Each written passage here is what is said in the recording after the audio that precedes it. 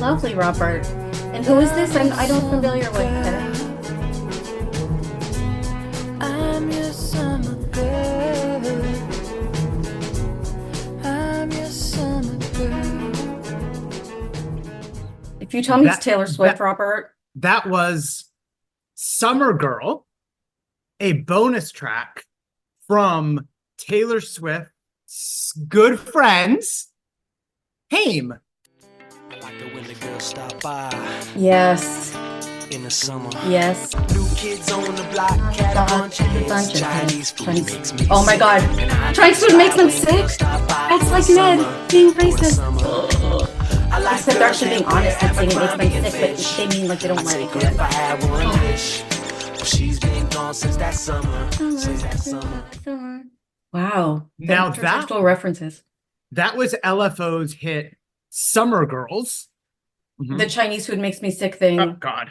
Was that a happy accident, or did you remember, like, how much was this by design, as it were?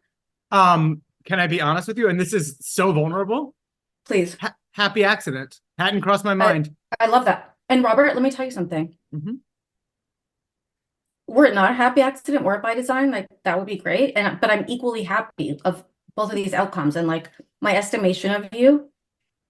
And again, whether you won or whether you didn't win, just the being on the Jeopardy, no one can ever take that away from us. Even Okay. if we don't remember the lyrics to LFO Summer Girls. Please continue.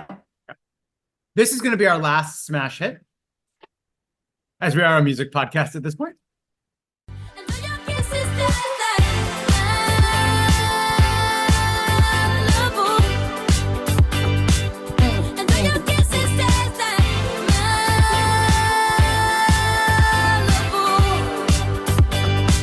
You just can't not move.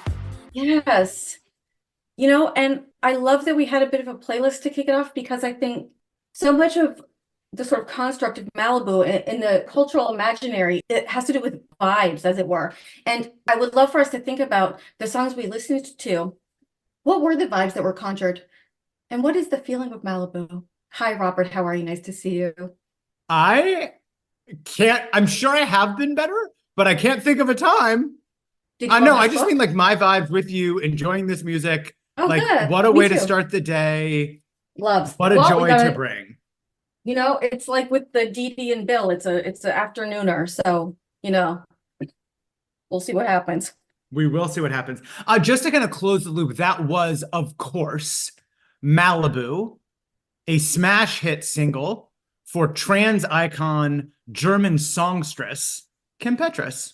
Today, when I was doing some other work, I literally had it on repeat and was like bumping my shoulders like already all morning to this. Okay.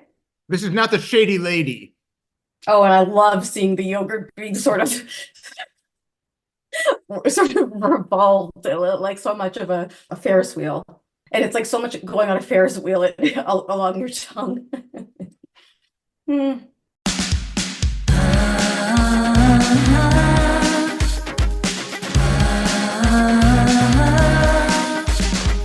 Look right into your podcast app. You'll see there's a discourse happening. Is this book a masterpiece or problematic? One's a lifelong diehard fan, the other's a first-time reader. Both are really smart and funny and attractive. Sweet feather,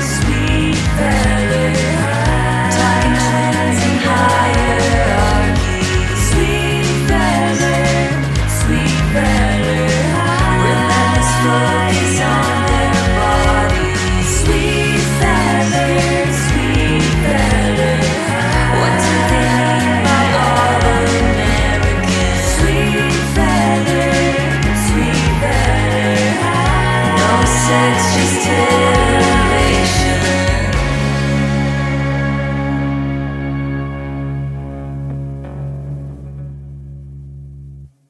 Why did we start with the smash hits Summer Girls, and Malibu, if I may ask? Because the subject of today's conversation is Sweet Valley High Super Edition, I think 4. And yeah, it's Malibu Summer. The girls are off to the boo. Okay, you do you, boo boo. Who's And- going to check me, boo? Wonderful. I don't know if you know that the first thing I said was also a Housewives reference from actually this season of Housewives of Miami, this woman Gertie, but it doesn't matter. Anyway, what'd you think? You want to talk about it? You want to give me a 6 word? You want to just emote? I have my 6 word. Mm.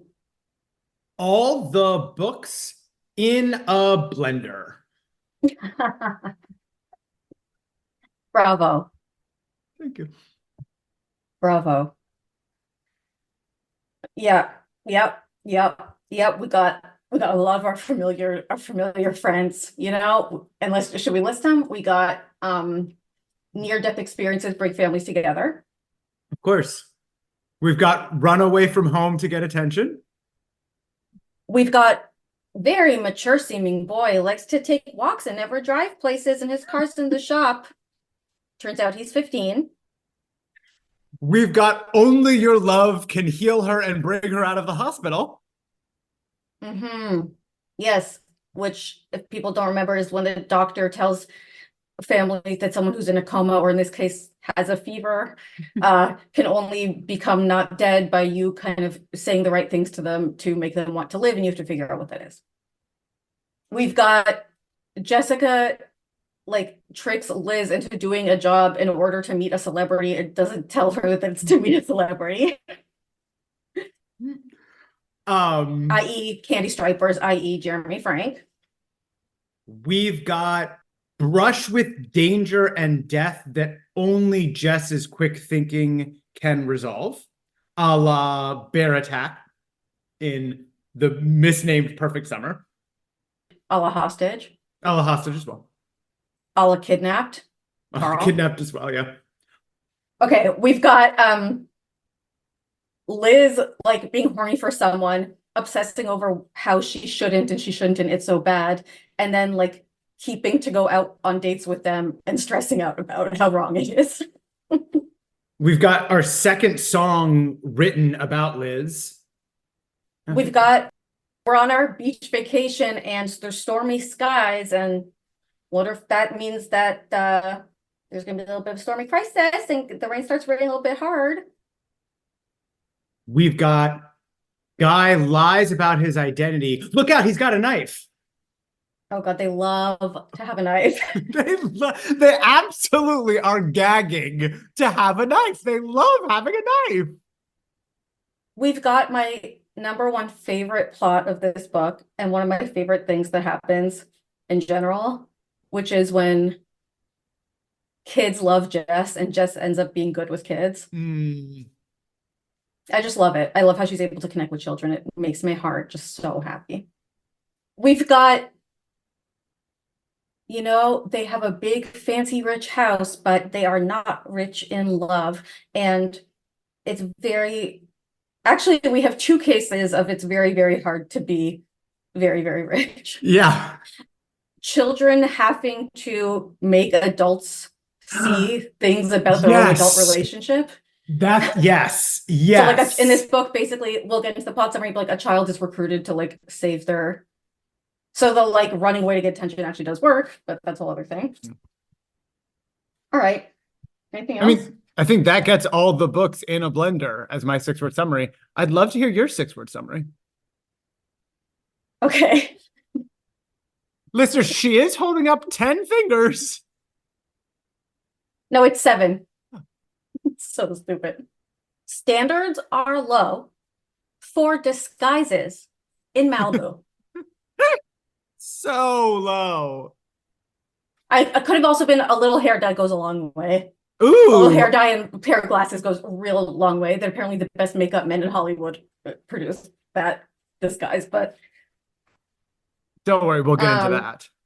The book is called Malibu Summer, so we know what's happening. So basically, Jess wants to get a job as a mother's helper in Malibu for the summer, and she has to convince Liz to go with her, and they go together, and they get jobs at 2 different families being mother's helpers for the summer. Yeah, it would be nice if they called it parents helpers, or it would be nice if they actually called it guardians helpers. Sure. It would. Yeah, so basically Lila's already doing it, and she's has a very cushy situation, which was a detail that I loved. Like I love the fact that basically like Lila, Jess, and Liz are all being these like au pairs or babysitters or whatever, mother's helpers with different families in Malibu. Jess and Liz each end up with their own challenges or whatever. They're basically doing the work in terms of like putting in the hours of like watching over these kids. Whereas Lila's situation is like there's a million other caregivers and she just like, I don't know, watches TV with the kid for or like reads the kid a book for half an hour a day kind of thing. And it was so realistic that like even though they're all doing the same, like it's all set up by the fact that like her dad like quote unquote says it builds character to like do work, and they're all laughing at like Lila's never worked. But it's like this is how privilege infiltrates every single aspect of everything, right? Yeah, on paper they're doing the same gig, but like still her dad is getting her some connection where she's still not gonna have to do any work no matter what. She Beautiful. plays with the baby after the baby has taken their nap once the nanny gives her the baby. It's like there's already a nanny and a nurse, and then Lila is just an additional hand. Like she hangs out a little bit. Yeah, she's there. You can't say she isn't there. Jess gets them set up with two families. Liz is with the Bennetts, which is the rich people, big house on the beach, but you know, they are very poor in terms of love and being connected as a family. The parents, like the mom is basically a real housewife. The dad is a white-toothed, leathery skinned Jaguar driving, spends all his time at quote unquote the club figure.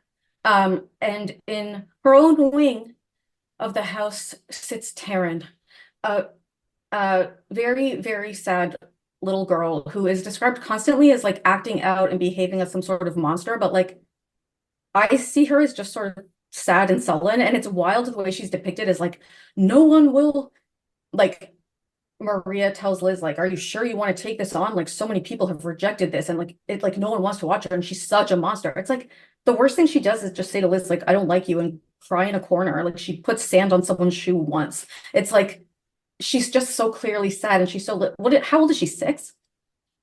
I think. Yeah, she's thereabouts. She's clearly like internalizing all sorts of pain and struggle, but Pardo is absolutely right. She wouldn't be fun to be a mother's helper for, but like it would be fine. And the woman at the agency, as well as the maid in that, everyone is like, oh, you couldn't possibly, oh, don't even think about it. And it's like, huh? Yeah. And just like the constant focus on her supposed bad behavior when it's like such a young child and the quote unquote bad behavior is so small, it's like so sad because it's like they're so overlooking like what actually needs to be focused on here. But anyway, such is life in Sweet Valley, or I guess Malibu. So that's what Liz had going on. And then Jessica, unfortunately, several blocks further from the shore, is in very, very sadly a one-level ranch, teeny tiny home. Not even split level. I don't know if listeners clocked that, but Pardo said one level. Like that. And she is in this small cramped home that's messy even by her standards. As you may imagine, what this home lacks in space and proximity to the beach, it really has an abundance of love. And the couple, Lucy and Josh, are just so cool and they're kind and considerate. They just seem like very kind people and very generous and like a nice environment, like a warm and family environment to be around. And they have a little baby called Sam, and Jessica has to sleep in the room with him. And Sam likes to cry at night and things like this. Although their home is small, they do have a guest room, but they say to Jess, let's have you sleep in the baby's room. The baby is 3 months old, so that you can hear Sam's crying. How did you feel about that? My thinking was the following. Number one, baby monitor technology was available at this time. Number two, the house is so small that I would think even without a baby monitor, she'd be able to hear him cry in the guest room next to it. For example, they could also leave the doors open. Like she'd definitely be able to do that. So I feel that that doesn't make sense. However, the story I tell myself is that that has to happen for the book because Jamie has to have somewhere to stay. Otherwise, you know? Yeah, my thought was like, put her in the guest room, and then when Jamie shows up, just be like, oh, sorry, would you mind sleeping in Sam's room because we have an actual guest coming?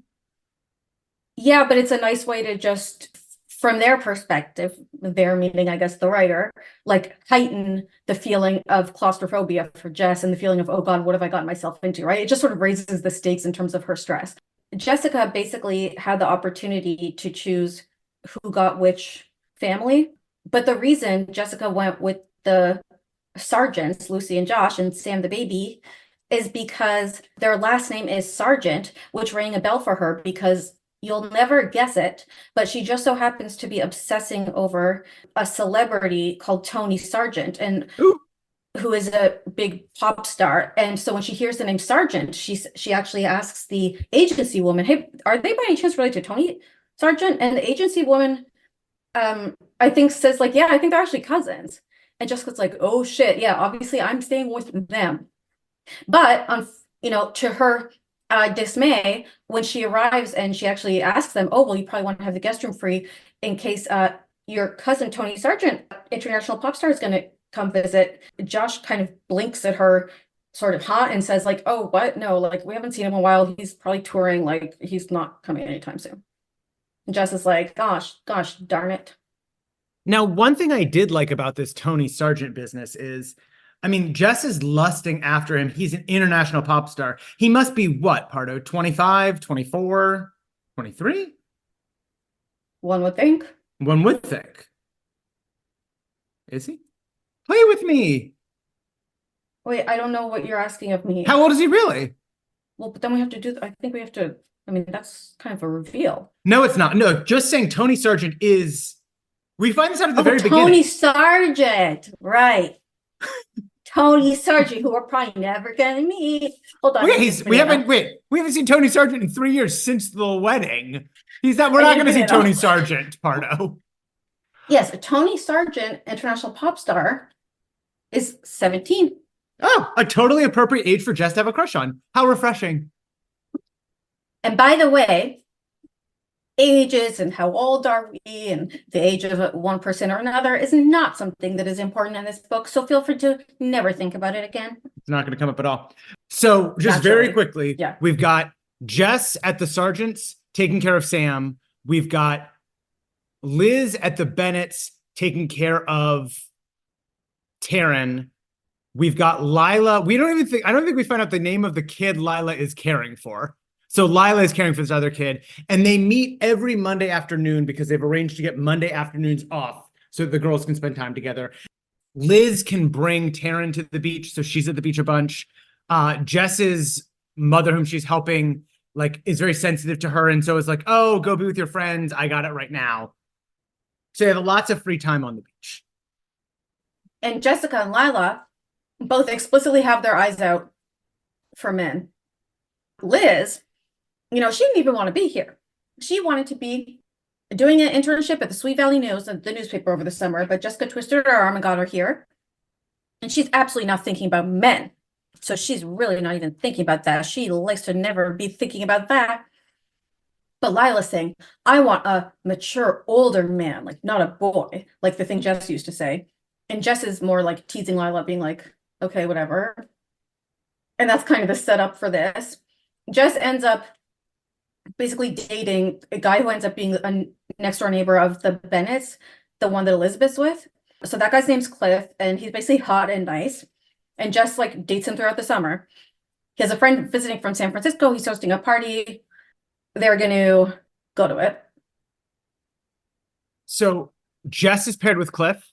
The fact that Cliff lives next to the Bennetts and the Bennett's home is so nice motivates a lot of Jess trying to get Liz to swap jobs with her. Meanwhile, Lila meets this cute guy on the beach who out of nowhere is like, "Hey, want to meet tomorrow and go windsurfing?" And Lila's like, "Sure, why not?" And so she and Ben go windsurfing a bunch. Lila's very good at windsurfing because she took windsurfing classes last summer. And so she and Ben are really falling for each other. Ben is so sophisticated, so mature. He must at least be in college. As they're talking, it turns out he is not in college. He's in high school. Oh, he must at least be a senior. It turns out he is actually, can I give this reveal, Pardo? Am I cleared for this reveal? Ben is actually 15. He skipped a grade. And he actually met Cliff at summer camp where they became really good friends, even though he's like 3 years younger than Cliff. And I never went to summer camp. I know Becky did go to summer camp.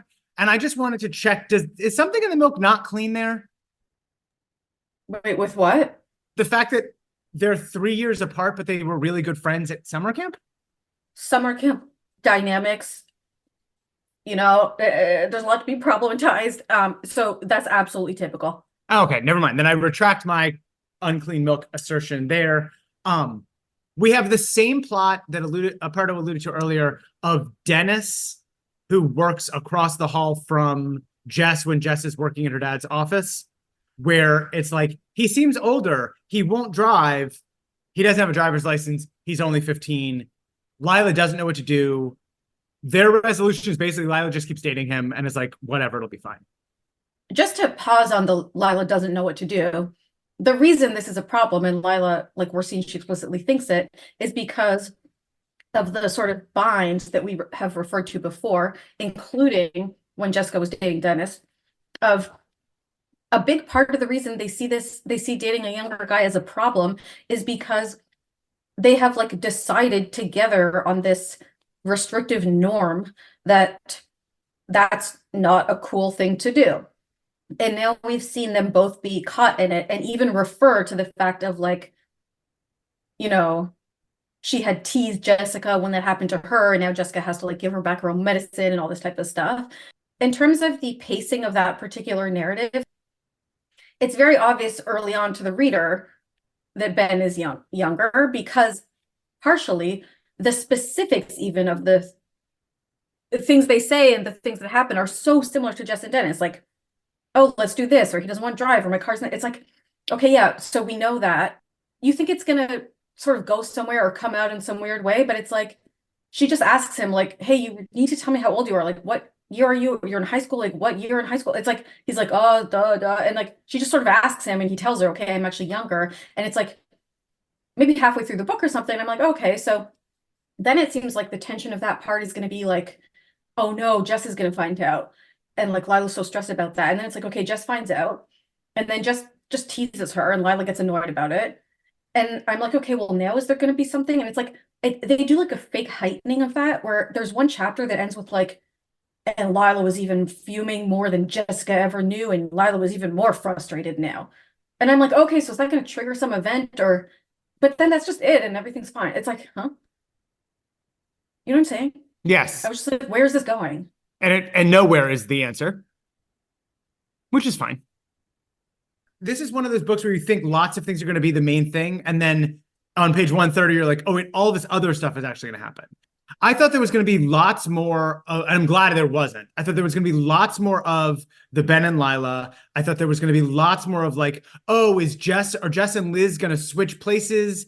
Are they going to switch jobs? How is that going to, like, there was just so much of that. And I was like, I don't really care. And I think it's kind of mean that Jess is trying to get Liz to switch jobs with her. And that doesn't feel good to me. So I don't really want to spend my time there.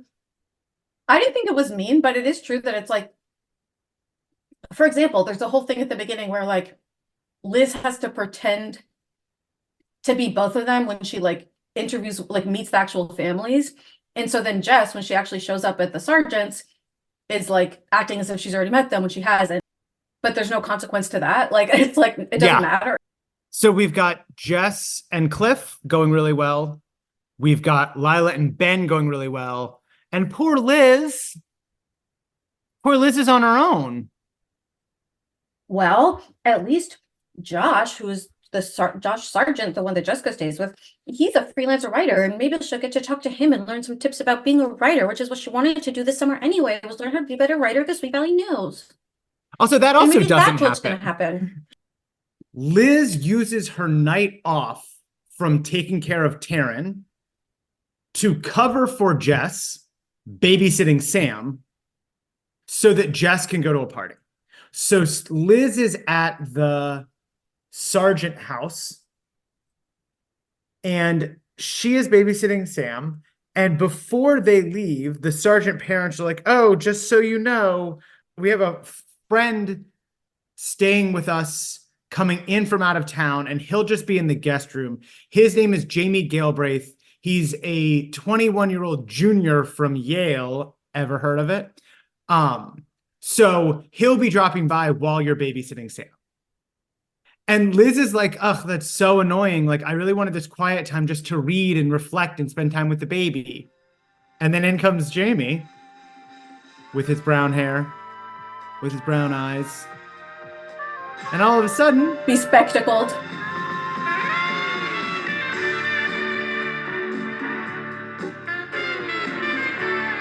so she's falling for him. She's swooning. They have, in my mind, very, very brief conversation, like almost no conversation. He puts on a record and they dance together. I'm going to assume that there's some like writerly, like in between the lines, there's a lot going on that we don't get to know about that is what forms this unbreakable bond between the two of them. But they are falling for each other. And isn't that great, Pardo? Well, it would be. Yeah, wouldn't it be? Except that when Josh Sargent was telling Liz, oh, by the way, we got our friend or whoever he is coming, I thought in a very awkward way, he's just like, so he's, actually, let me find the page. It's actually, I was laughing. Okay. So when Josh, he says to Liz, an old family friend is coming to stay with us, only it turns out he's getting here earlier than we expected. Oh, so they did know he was coming, so that's why they could have also had the room saved for him. They knew he was coming, it was just earlier. But it's weird that they wouldn't have still told. It's still weird they wouldn't have mentioned it to her. I Like agree. you would think you would know someone's living in the house in such close quarters with you, but just listen to how he describes him and tell me if anything sticks out to you of just normal human conversation.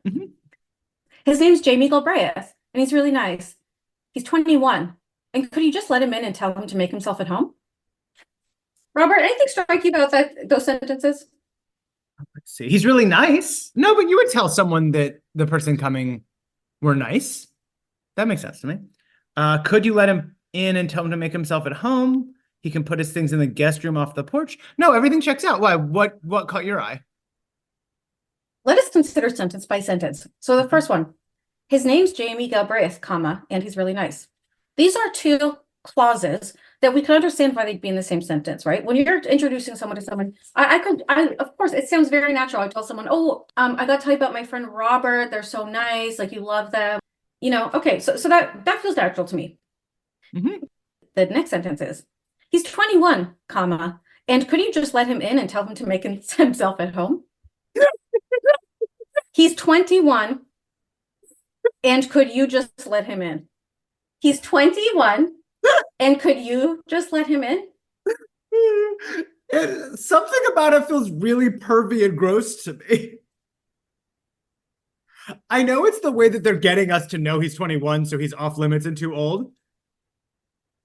It just feels so icky.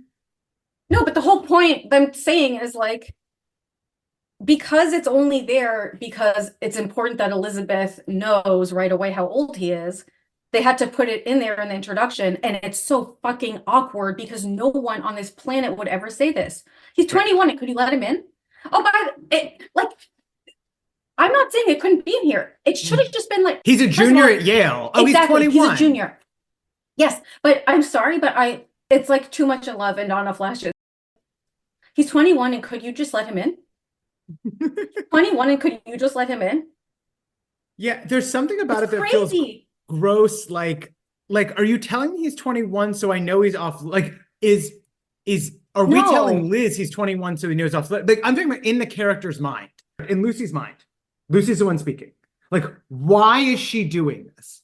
I understand that in the world of the book, we know he's 21. But the way Lucy is saying it, it feels like there's something dark or weird. I didn't feel that from it. I think you kind of did because you keep pointing out how out of place it is. No, but I'm talking about the linguistic awkwardness of like, no one would say that sentence. No one would construct a sentence that way. I'm not talking about any implication in terms of the relationship dynamic or appropriateness of sexual this or implications, nothing. Well, then I'm sorry. I guess I'm just like enriching what you're saying and thinking like, oh, that is so linguistically awkward. Why would a character say that? Like, what is a character's motivation for being? Oh, and you're just unwilling to think about it. No, oh my God, Robert, you're being psychotic. I'm sorry, but you are. This is literally what just happened. Wow. You said this is going to be the poor not lived part 2. I can feel it right now. I can't. Yeah, I don't want to fight and I don't care about this. So what if we just don't? But like I pointed out the awkwardness of it. We both sorry, I just need to close this. I pointed out the awkwardness of it. We both agreed that it's awkward because from the perspective of the writing of and the getting information in there that has to happen for the plot, it had to be stuck in there so that Liz could know from the jump he's 21, right? Because that ends up being important, is the 21-ness of it ends up being this like she feels he's inappropriate for her, all this stuff, right? We both agree on that. No question there. You admirably wanted to enrich our dialogue and our analysis, and you said, in addition to the reason of having to get it in there for that thing, let us also think, could there be a meaning, another meaning from the character? Is there a creepiness happening? And you said, I feel that creepiness coming through from it. And that was your read. You were saying you got a tingly feeling from it. And I heard you, I contemplated it, and I read it over several times. And I said, am I getting that creepy feeling from it? And I said, no, I understood what you were saying. And I said, I don't get that feeling from it. And then you said, oh, so you're literally unwilling to listen to a thing I say? You're going to have such a closed heart? That is what happened. For listeners, Robert is kind of flopping their head from side to side. What does this signify? I agree with you. Meaning I think you're right, and that I'm not sure that there is anything nefarious or dark there, and I understand that you don't see it. oh, I don't care about that. I don't care about the actual thing. I more care you agree with me that you were being rude. I was And being wrong. so rude Okay. and That's all I need. aggressive. Great. Moving on. So he's 21. And he's trapped in a living nightmare. Oh, no, that's me. Sorry. He's doing great. He looked very collegiate, Elizabeth thought. His hair was fairly short, and he wore wire-rimmed glasses. Smart. A navy blue cotton polo shirt, i.e. Liz's Uniform. faded khaki trousers. Wow, Oh, God. she's such a narcissist. And scuffed topsiders. It's literally her. I love your wheat-colored pants, she said. So yeah, she gets excited. He's studying literature. They eat chocolate cake together. He says, do you like jazz? They have a nice little dance. And suddenly she's in love. And she's like, it just figures the first special guy I've met in so long is too old for me. And then like basically what happens is Liz is kind of ambivalent and like resisting this.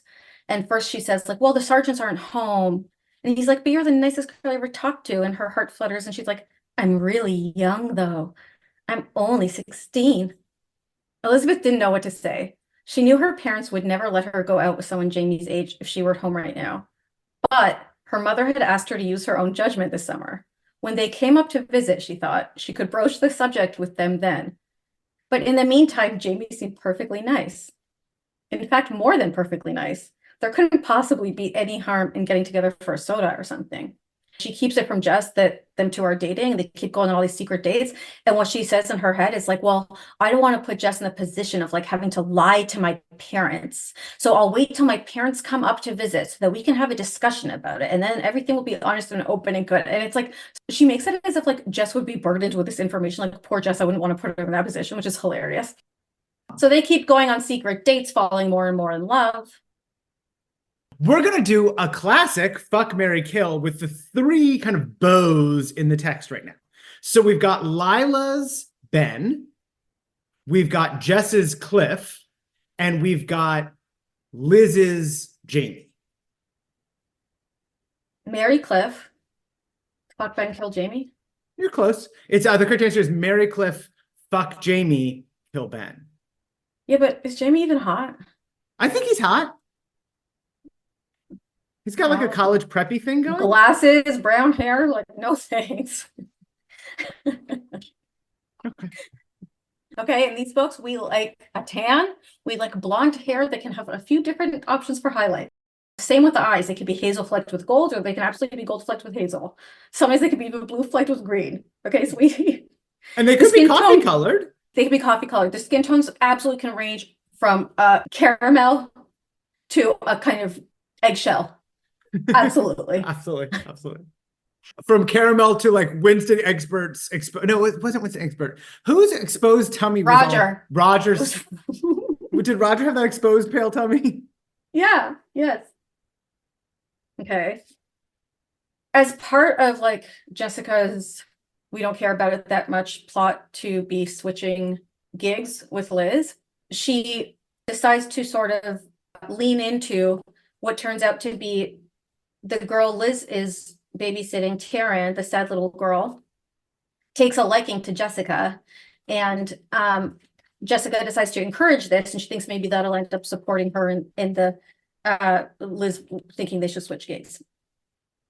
I don't know, I just love it because it's like no one can connect to this girl Taryn, right? Like Liz is doing her absolute best. Like she's trying to be positive and upbeat. She's trying to encourage Taryn to do activities. You know, she's using the tools she has. Okay. Some people She think says- she's being like a little annoying. Well, she's using her approaches that she has, and none of them are working. And Taryn still is quite sullen. Taryn initially starts taking an interest in Jessica, which I just loved it. Jessica is doing these big exaggerated sneezes in her initial effort to get Liz to switch houses, which was pretending she was allergic to the sergeant's cat, but whatever. But so in her sort of dramatics with the sneezing, Taryn is kind of like, what are you doing? And she just starts being sort of entertained by Jessica's like theatrics. Jessica starts telling Taryn these secrets. She tells her, do you want to know a secret? She starts telling her these quote unquote wicked little girl stories. And I know we can ask some questions about it, okay? But Robert, I loved it. So Taryn's like, why are you sneezing like that? It makes you look funny. And Jessica's like, you better not say I look funny, Taryn, or something bad might happen. Taryn looked at her intrigued. Like what? And Jessica leaned over out of Elizabeth's earshot. Listen, don't you know what happens to wicked little girls? Taryn shook her head, round-eyed. What? Jessica eyed her seriously. Once upon a time, there was a wicked little girl named Taryn. She was so wicked that one day she was just minding her own business, being wicked, and an enormous frog came by and swallowed her. And that was it. Taryn's mouth dropped open. And then Elizabeth asked, like, what are you guys talking about? Jessica winked at Taryn. Secrets, she said mysteriously. Right, Taryn? And Taryn's just staring at her, obsessed. And then Taryn ends up being very into these stories and keeps asking Jessica for more and more. And it ends up being important to the kind of emergency crisis at the end, which we'll get to. But what's your take on this? You're making a lot of eyebrows. I mean, if you like it, I'm fine with it. My first thought was like, this is really bizarre to me. Like, it seems scary and weird, but it seems to be a moment of connection for them. So that's fine. Yeah, like my first read of it, I'm like, because like by 2024 parenting ideology standards, scaring children, telling children stories that involve a potential threat, these are the types of things that are not exactly cool in 2024. I understand this. And she's also describing the child as wicked, who has the same name as Taryn. But the fact that Taryn is interested in it and is intrigued by it really struck me. And like, I have such a curiosity about it, and I do find something about it that like rings true. And part of what I love about it is it's sort of like first of all, like the first story she tells her is the girl was minding her own business, like being wicked. In other words, like being wicked wasn't a bad thing. She was minding her own business means like she wasn't bothering anyone. And I think that like what Taryn might partially be responding to is like Taryn is sort of living her life. She's sort of doing her, being sullen at the beach, and like she's not making any problems for anyone, but Liz keeps poking her like, well, why don't you feel happy? We're at the beach, and why don't you want to build a sandcastle with me? Why do you want to come sit with us? And this type of thing. Whereas Jessica's saying like, you know, you're whatever, but you're minding your own business. And then an enormous frog came by and swallowed her. It's like there are things out of her control, and it makes it absurd. It takes it into the realm of like surreal and absurdity in a way that a child could relate to, in a way that touches her experience. And like what I think is so amazing about Jessica and why children connect to her is because she knows how to get on their level. For example, her theatrics with her sneezing, it's like she shows, not tells. You know what I mean? She is theatrical. She can engage with him on a level that a lot of adults can't. I think another potential thing is just everyone else in her life is either not trying at all and ignoring her, or trying so hard with this like saccharine sweetness. Do you want to go to the beach? Isn't it a lovely day? And Jess is just kind of like, I'll talk to you, but I'm like, I'm not trying that. I'm trying, but I'm not trying that hard, and I'm not fake. Yeah, I think we're saying two sides of the same coin, because I think so guess I too. see it, because I think I see it as like part of the appeal of Jessica not trying so hard is that it's also like, what is she not trying to do?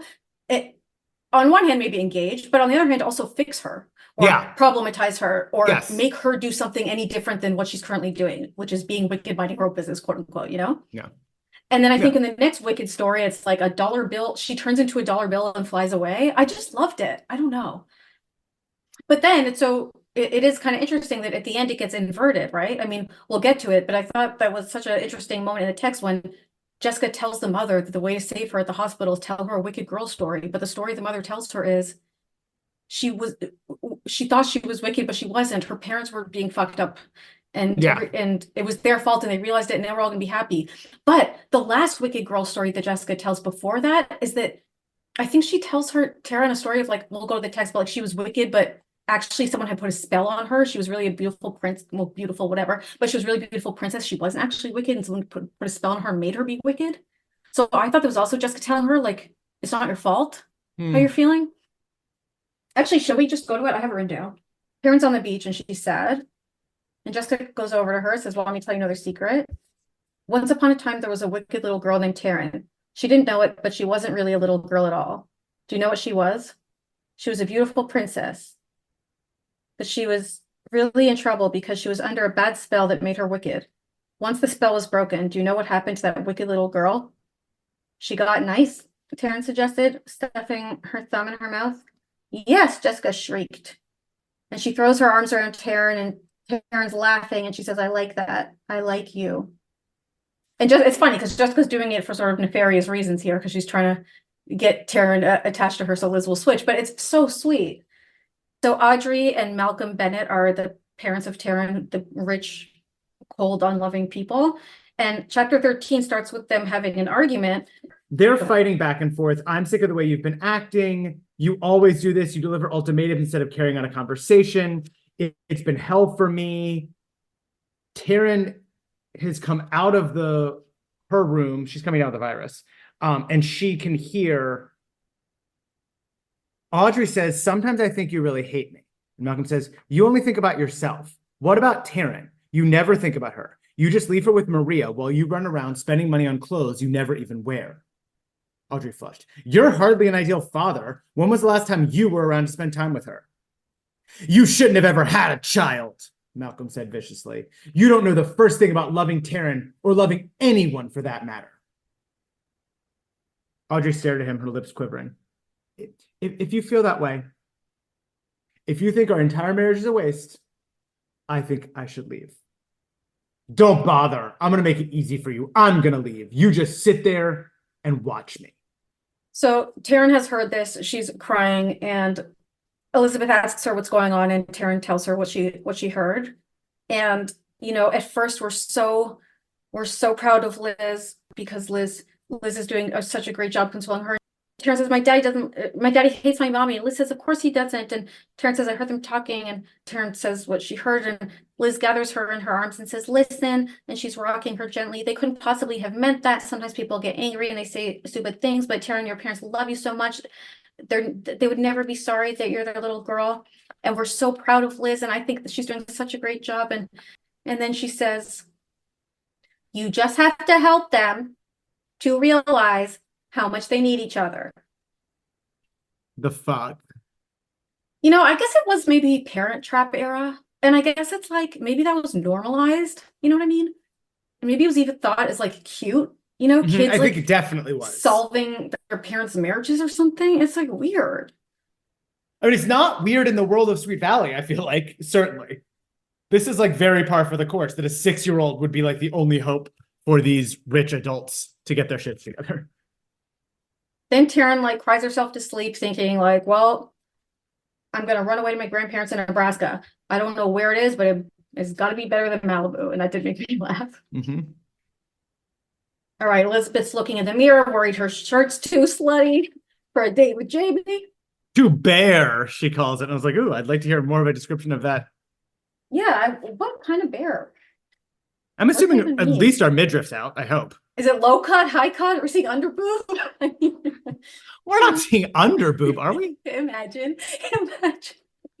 She's like wearing a polo shirt that's cut to right here. So it's just like her traditional neckline, but then just her breasts, her under breasts hanging out. That's funny. She's off to meet Jamie on one of their secret dates, and the weather is not great. Weather's not great, but nothing. How's she going to get to her date? I guess she'll just take the bus. Maria says, no, no, no. I don't want you waiting for the bus in the pouring rain. Take my Camaro. And I have written in the margin something that does not come to pass, which is Camaro plus rain equals accident? Question mark? Because I did feel like that's where we were going. Yeah, definitely. I think that's one of the, as they say on Love Island, one of the sort of garden paths we're being led down. You've led me down a massive garden path. You have. She's on the radio, and the DJ breaks in to say a severe thunderstorm warning has been issued. We're expecting serious flooding and accompanying mudslides from the rain. Please try to stay off the roads. And Liz is like, but I'm a great driver and it's not raining yet, so let me keep going. Well, she literally says there was no way she was going to stand Jamie up. And it's just like, the beach cafe has a phone, Liz. Like, this, it's just so not a great idea. Yeah.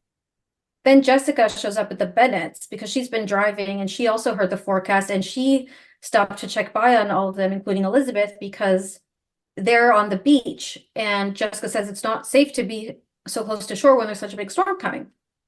And she doesn't realize Liz has actually gone out with Jamie because Liz is keeping that secret from her. And Maria tells her, oh, well, she's out. And then they realize that Taryn's missing.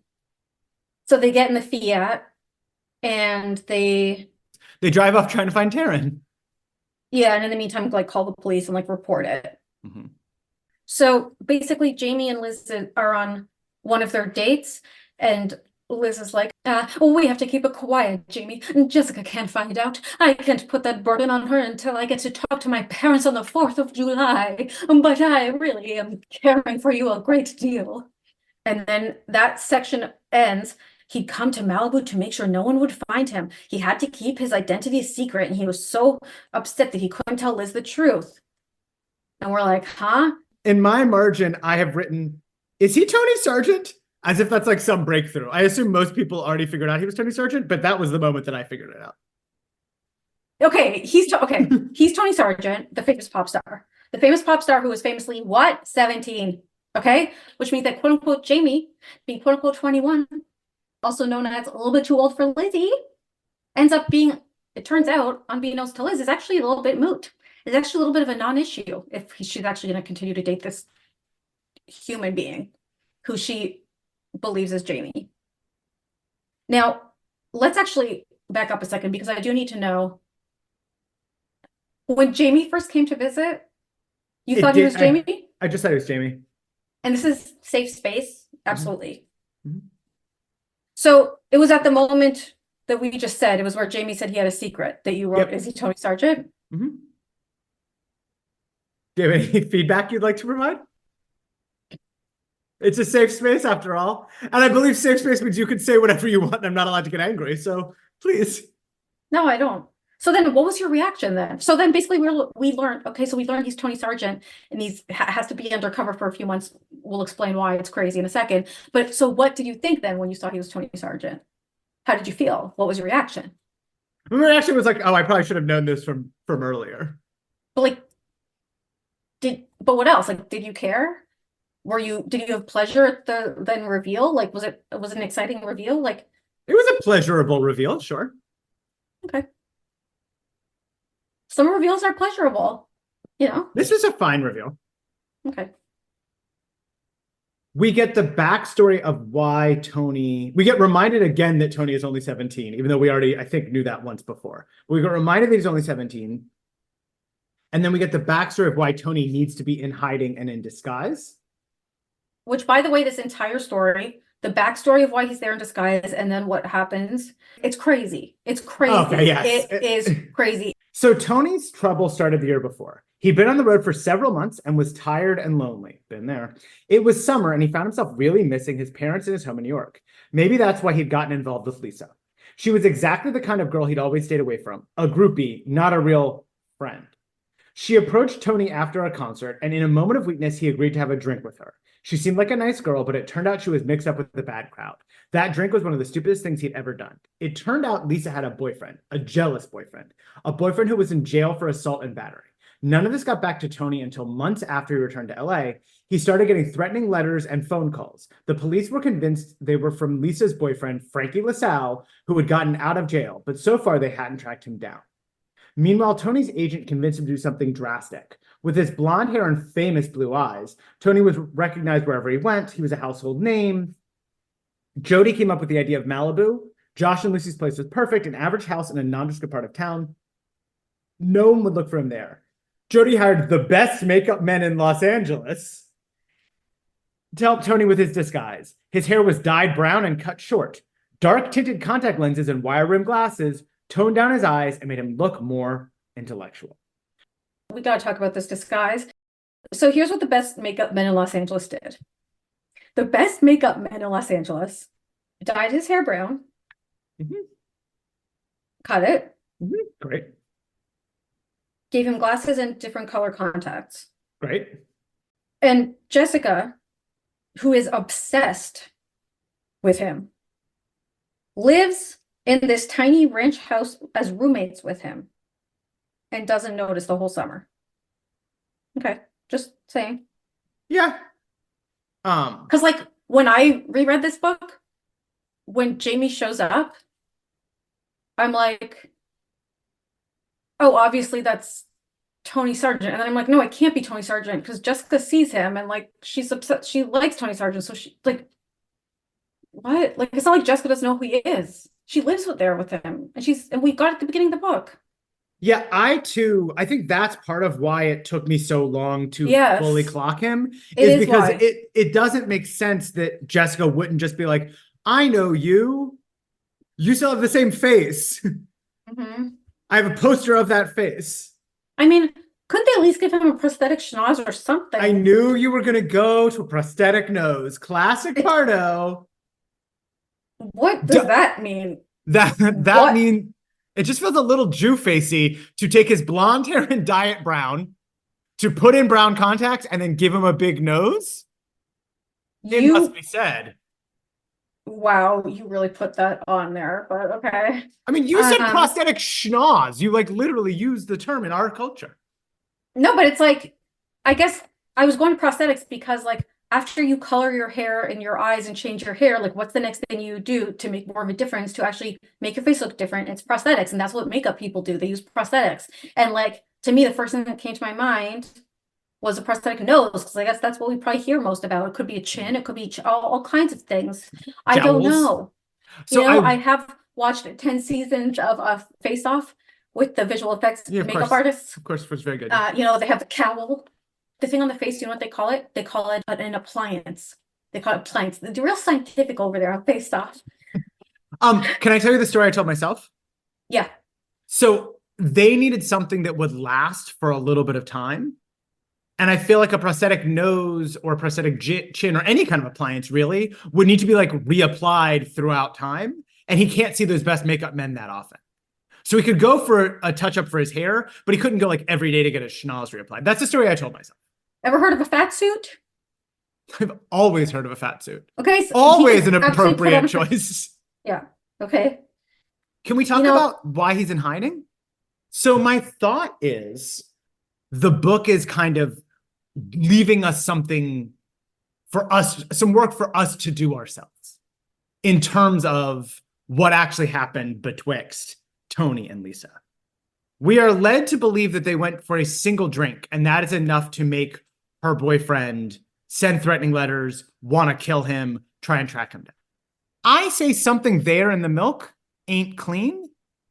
And I think that something more happened between Lisa and Tony, but Tony doesn't want to admit it. And you are actively laughing at me. I'm laughing at my own mental dialogue with you. Which is?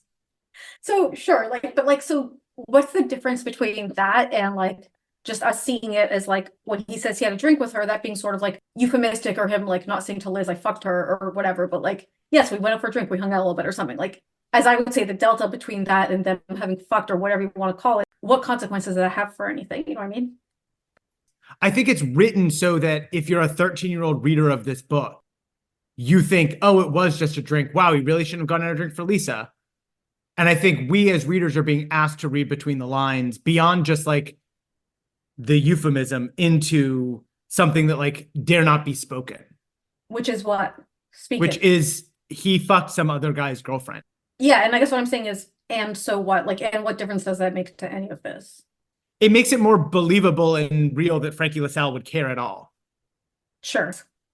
Just feels like sometimes you point out differences and we're like, oh, such a big difference, and we have to make a big deal. And then I point out a difference, you say, not such a big difference. Or No, like, it is a my difference, differences are big, your differences No, but I are don't think small. it's meaningful. I don't think it's meaningful. Yeah, no, I understand that you don't think it's meaningful. Thank you for really kind of clarifying that if there was any doubt even for a second, you don't think what I'm saying is meaningful. Got it. Loud and clear. Received. What you're saying is, it's not just that they had a drink, it's that they fucked. Okay, what do you need to hear from me? What is interesting about that? How does that impact us? How? I think it makes Frankie LaSalle's following of Tony less berserk. Still berserk and still indicative of an unwell person. But if we are to believe that it is just a drink, the whole thing collapses for me. That's all. Okay. No, we're trying to understand. We're trying to make Frankie's actions make sense. We want to have a little bit justification. And it's not okay to put a knife at someone just because they had a drink with your girl. It's absolutely not. She went ahead and fucked your girl. Knife that bitch. Now, bro, or whatever we call boys. Little bitch boys. There are a few questions we could ask just about the plan. I had to laugh when it says Jody, the agent, came up with the idea of Malibu. Somewhere it says like Malibu was the perfect spot. And I'm like, really?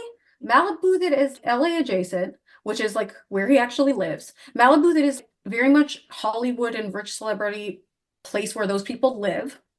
And Malibu, place where he has relatives and could be staying with them. Seems like not necessarily a perfect spot. Oh, by the way, ever heard of fucking security? Ever heard of a bodyguard? The idea that the most, I mean, again, it's giving Sister Act 2, that the most famous. I wrote that. I wrote Sister Act. Well, we're on the same page here sometimes. The idea that the most famous pop star in the world is literally going to put on a pair of glasses and be able to go undercover until quote unquote the police quote unquote track down this man is crazy. Just get him a bodyguard. Get him a bodyguard. Get him 10 bodyguards. Like, this is nuts. I agree. All right, then we get to some absolute goofiness. So goofy. Now we're at the sergeant's house. The doorbell rings. Oh, maybe it's Jessica. To her surprise, a heavyset, dark-haired man was standing on the porch. Can I help you? Yes. My name's Jody Phillips. I'm Tony's manager. Oh, come on in. Thanks, but I'm in a real hurry. I have to see Tony right away. I've got something to talk over with him that I just can't wait. Can you tell me where I can find him? It's about that man, isn't it? The one he's hiding from. Yeah, it is. He's at a place called the Beach Cafe. You go down Route 9 and turn left down a little road called Breakwater Way. The restaurant is right at the end of the pier. I'm worried about him. He shouldn't be out there. I'll take care of him. Who was that? Josh called from the living room. Jody Phillips, Tony's manager. What did he want? He wanted to talk to Tony. I told him where he was. Is that okay? Josh just looked at her. Why wouldn't it be okay? Jody wouldn't hurt Tony. He's the one who's so concerned about his safety, remember? Of course, I've underlined this and written, trust no one. Because what the fuck? Okay, you're not going to get a bodyguard. You could at least be like, hey, don't tell anyone where he is. You know, it's a little bit Diana again, right? The reason we can't, there's no story to tell here is because Lucy and Josh are aware that the reason Tony is with them undercover is because he is being stalked by someone. Like he's being threatened with violence by someone who potentially is going to track him down. So when a stranger shows up at your door and asks for his location, maybe do something to validate his identity before doing that. Anything. Dum-dums. we immediately get the reveal that that person is Frankie LaSalle. He has a knife. He's coming for Tony. Yeah, there's a bunch of moments in this book of like first we get the thing of Liz and Jamie on their date, and then the next section starts with like Tony Sargent thought to himself, oh, I wish I could tell Liz I'm really Tony Sargent. And then same thing with this book is they're like, well, that was definitely Jody, right? Yep, definitely Jody, dot, dot, dot. And then the next section starts with Frankie LaSalle thought to himself, ha ha ha, they're so dumb I tricked them to think I'm Jody. Funny. And then So- we cut back to Jessica and Maria looking for Taryn. Remember, huge rain. Very muddy, very scary. And Taryn has a fever. She's already sick. And so they've talked to the police, and apparently the police have found a little girl, and they told her that she's somewhere near a bridge. Mm-hmm. Of course. Why wouldn't you be somewhere near a bridge at a dramatic moment? A bridge on the verge of collapse. The storm grows increasingly violent. She catches sight of Taryn. A small footbridge near the crosslights had been snapped nearly in two by the tremendous power of the rising, surging river. All that remained were a few boards, a tiny platform suspended by the flimsy structure that still stood. So that's why we can't just go grab, like we can't walk to Taryn and grab her because she's on this like flimsy, rickety one side of the bridge, and the boards aren't going to hold like big, strong fireman's weight or whatever. And water's rushing through it, and there's no telling how long the skeleton will stand. And cowering on the jagged platform is Taryn sobbing wildly, her suitcase clutched in her arms. And one of the looks like cops it's about to collapse. We don't know what to do. We're trying to get her to come towards us so we can reach her, but she won't move. She's too frightened. And here we get made literal the metaphor of like people are reaching out to Taryn and she cannot kind of interact with them or appreciate their overtures. Here it is very literal, like she actually can't get off the bridge. And who's going to be the one, only who is the one able to reach her? Jessica. So what she does is she stands on one side and has the policeman hold her tightly and anchor her down so that she can lean out and talk to Taryn. And when if Taryn gets close to her, she can grab Taryn and pull Taryn to safety. And it's like very precarious because the idea is like, you know, if they let go, she's going to also fall. Taryn also, if she falls, it's assumed it's going to die immediately, hit in the water. Mm-hmm. And the wooden support that Taryn is on could give way any second. So they've got to get to her basically immediately. And then a sharp crack echoes in the wind. A board had snapped off the platform. Taryn covered her face with her hands. And Jessica's like, come on. And then she's trying to get Taryn, and Taryn's not coming. And then Jessica has an idea, like she always does. And she says, come here, Taryn. I have a secret to tell you. Once there was a wicked little girl named Taryn. And Taryn's eyes are glued to her. And she's stopped crying long enough to listen. And Jessica reaches out her arms and she says, she was so wicked, she wouldn't come when Jessica called her. She just sat there and sat there. She was so wicked. And do you know what happened to her? Come here, Taryn. Come here and I'll tell you what happened to that wicked little girl. The next thing she knew, Taryn was creeping toward her, her blue eyes round with terror. Closer, Taryn, Jessica cried. Come closer, one little bit closer, and I'll tell you about that wicked little girl. She felt the policeman gripping her waist with all their might, and just a little farther. Jessica felt Taryn's fingers brush her own. She took a deep breath and grabbed the little girl by the wrists. Then, using all the strength she had, she pulled her off the platform. My body is tensing reading this. Like, this is truly tense. And then just as she pulls her off, an enormous surge of muddy water strikes the board, sweeping them away. Jessica thought her lungs would burst. She could barely breathe. She was holding on so tight, and then the policeman pulled them back, and she's saved. Whew. But we're not out of the woods. Nope. Because she's still pretty sick, and she's got a bad fever. So they're taking her to the hospital. She's not answering. She's breathing heavily. Her eyes are tightly closed. All bad. We flash back to the sergeant's house. In comes the real Jody, and so we now realize, oh shit, Tony's in danger. If the man who had come by wasn't Jody, then she had pointed Frankie LaSalle right in the direction of the beach cafe. Yeah.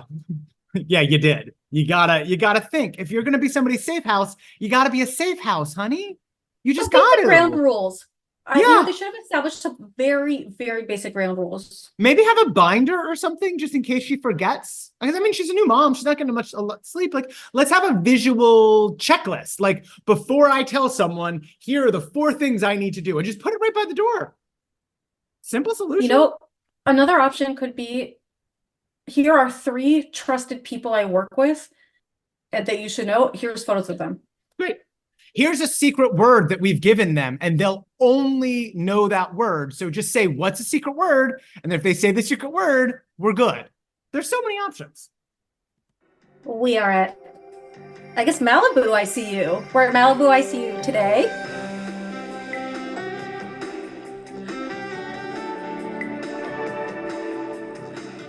The Lionel Whiting Hospital, exactly. We have the same hospital scene we've had 100 times. Audrey Bennett, Taryn's mom, flies in. Where's my baby? My poor little girl. And then, of course, anytime we have a near-death experience, we have revelations. I've been such an idiot. It wasn't your fault. It was my fault. Totally my fault. No, a gruff voice said, not all your fault. What about me? Was I ever there for her or you? And Malcolm comes in. He also says it's his fault. So we get all of this, like, these revelations, which is very classic Sweet Valley. Then we get the most classic line in all of Sweet Valley. The doctor says, Taryn is a very sick little girl. She needs to want to make it. I don't know how else to put this, but we see it again and again in cases like this. If any of you can think of some way to help give her the will to come through, such a Sweet Valley moment. Like, the only way we heal is if we can force it through, like, the power of our love for her. Can I just ask you something? Of course. What the doctor says is she's a very sick little girl. Unless her fever breaks soon, we can't really make any promises about her recovery. The idea that she's, like, not going to come back, like, what would be the quote-unquote cause of death here? Fever? Like, what year is this? Like, 1700s? Like, children don't die of having a fever when they're in the hospital. Like, give her a Tylenol. Like, do you know what I'm saying? Like, there are things they can do. Yeah. So Tylenol, antibiotics, like, there are lots of options here. Like, but she's going to die unless you force her, unless you want it badly enough. No, but, like, seriously, what is she dying from? Having a fever? That doesn't happen in 1987, whatever. No. Okay. I might be wrong. I mean, I'm not saying it's a good thing for a child to have a high fever, but if she's in the hospital, she's not going to die from that. I don't think she's going to die. We cut back. Like, one of the things that's so great about this book is all of the dramatic cuts. And basically there are no cuts for the first 150 pages. And it's just like this story and whatever. And now it's like, oh, will she pull through? We don't have time to find out because we've got to go to the beach cafe. Like, these 2 crises are happening simultaneously. Absolutely. Like, the Jess and Taryn climax is happening exactly the same time as Liz is now with Tony. Unbeknownst to her, Tony, beknownst to her, Jamie, at the beach cafe, and Frankie LaSalle's about to show up. Absolutely. Well, Frankie LaSalle does show up. The door to the beach cafe burst open, and a big swarthy man charged into the room. Something glittered in his hand, and Elizabeth froze with terror. It was a knife.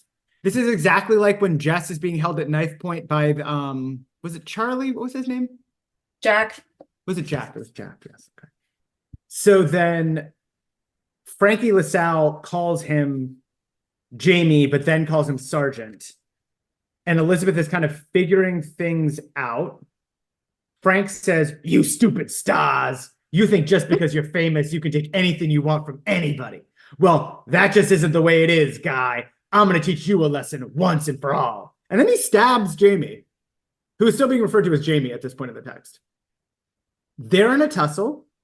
No one helps. There's wait staff at this restaurant. We've got 2 people fighting it with Wait one with staff?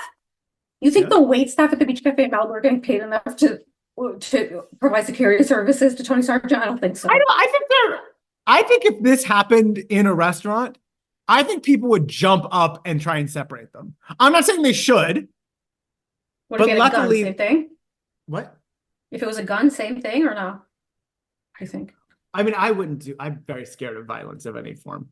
Luckily, Liz isn't. She jumps up, acts purely on instinct, grabs a pewter vase, and strikes Frankie with it as hard as she could in the back of his head. Then the cops come in and everything's fine. Another vase casualty. Just one more. Well, this is pewter, so I imagine the vase is probably safe. Yep, good point. Good point. And then Elizabeth figures out that he's Tony. In the text, we stop calling him Jamie and start calling him Tony. And then Liz has what I thought at first was an unreasonable reaction, but then maybe a reasonable reaction, where she's like finding out about all this disguise and him staying at Malibu. And Elizabeth goes, but what about me? Was I just something to keep you busy while you were stuck out here? Something to keep you from being bored until you could get back to your real life? So she's like, did any of this, was this real or not? What's going on? And he tries to say, that isn't what happened. And he says that he's always wanted to be Jamie Galbraith. This glimpse of mortality makes him realize who he really is. Then he goes on this long, boring discussion about how he's Tony Sargent, how his life is really hard because being rich is really hard. Lucky. She's a star, but she cries. Lonely heart, just to finish that up. So then Tony goes to the hospital. Tony and Liz are at the hospital. They see Jess. They find everything out. Everybody gets caught up. Jess is like, I'm such an idiot. How did I not realize it was Tony? And we're all like, yeah, how did you not realize it was Tony? We get kind of a moment of nowhere to run at the end where they have that like magical reconciliation and suddenly they're family again, where it says about Taryn, the place she had left that afternoon was a house. The place she would be returning to would be a home. And this is just another near-death experience that pulls a family together. So crazy. I just noticed on page 2 and 3, their first time they're on the beach at the beginning of the book, and Jess is going on about Tony Sargent, the pop star, and she shows Liz the magazine, says, isn't he gorgeous? And Liz glances down. The handsome blonde boy did look familiar, but Elizabeth was enjoying her twin's impatience too much to confess recognition now. I mean, this is actually an important detail because what that means is we're then told Liz knows what Tony Sargent looks like. Potentially at least as well as Jess does. Just saying. So Liz is basically like, I don't ever want to see him again. I don't have anything for Tony. Like, this is nothing. We were never going to be anything. Tony has one concert. He gets them tickets. And everyone's like, come on, Liz, go to the concert. Go to the concert. And they do go to the concert. Lila and Ben, Cliff and Jess, Liz and Liz. The warm-up band for the concert is the Number Ones, whom we've heard about from Bitter Rivals, because they played at a party. And then they bring out Tony Sargent, and Tony Sargent has recently written a new song. The song is called Summer Girl, a special song for a special girl. I wrote it this week, and my manager tells me we're going to make this one a hit single. I just want to say, Liz, if Liz is anywhere out there tonight, this song is for you. And then Jess squeals, Liz, that's you, which I thought was very funny. Me too. That was really funny. Do you want to read the lyrics or do we not? I don't think we need to. You could sort of imagine what it is. You're my summer girl. You're my summer girl. You're so special. I'll never forget it. You meant a lot to me. And then that makes Liz know that, because this whole time Liz has been like, well, if his identity was fake, was any of this real? And I understand we can't be together because he's a big star and has to go do his star life now, but I'll be happy to know if it just even was meaningful for him as it was for me. And this makes me feel happy because now I know that it was, even though we're not going to be together. He had cared for her after all. What they shared was too precious and it, blah, blah, blah. She would never forget him. And now she knew he would never forget her. She had been his summer girl, and he had reminded her what it was like to fall in love again. A love that was the most magical and poignant she had ever known. They've been on what, 3 dates? How long was she with Todd? I've written in the margins, woof, poor Todd. Yikes. I do think there's a nice lesson in here that I hope she carries forward for Liz, which is that short and sweet is nice too. And you know how we always talk about, if things end, does that mean you have to forget it? Or does that mean it's a failure? She had this summer relationship and she is now at peace taking away from it. It's ended. It was short and it was still meaningful. And that's nice. That's a good thing. So I think that could be a huge growth for her potentially. What do we got next? The sorority gals? Yeah, what's it called? God You'll knows, never get into bitter PBA or hoo-has. something? Salty bitches. Salty bitter bitches, you'll cheerleaders. never get into PBA.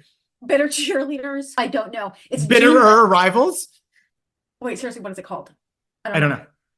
But We'll wait never till know. you see the cover. Wait till you see the cover. It makes me laugh and laugh and laugh and laugh and laugh. Okay, I guess love you. Bye. Love you. Bye. Thanks for listening to Sweet Valley Hive, hosted by Robert Marks and Rebecca Pardo. For more, check out our Instagram at Sweet Valley Hive. Theme song by Yessie and artwork by Elliot Carroll.